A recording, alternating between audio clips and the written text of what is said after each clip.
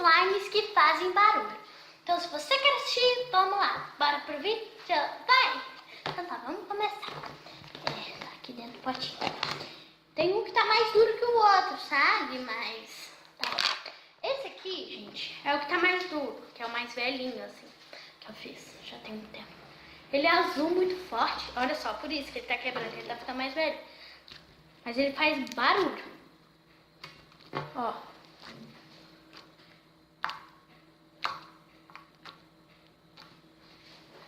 Não sei se tá dando pra vocês escutarem, mas fica muito bom. Ó. Vou colocar assim, ó. Ó, vou dobrar pra esse lado. Agora é esse, o slime azul escuro. Agora, vamos pro slime. É muito gostoso, gente, slime. Era o meu sonho. E agora, esse slime aqui, que é um azulzinho mais claro, bebê, que ele tá mais novinho e tem glitter preto. Olha só, vamos começar. Ó.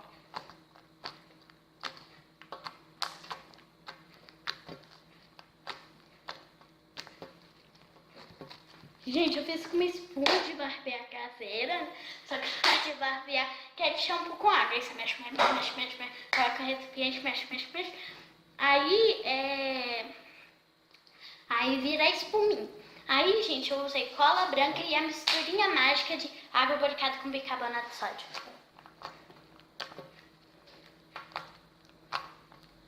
E, gente, fica maravilhoso. Esse aqui tá esticando mais, ó.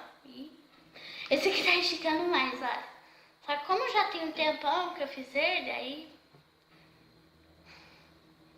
Olha só. E ele estica bastante.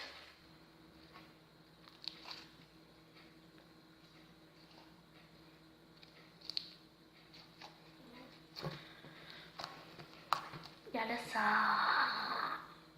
Gente, é muito bom esse slime. E eu tô muito feliz. Já. Então, gente, esse foi o vídeo. Espero que vocês tenham gostado das minhas slimes.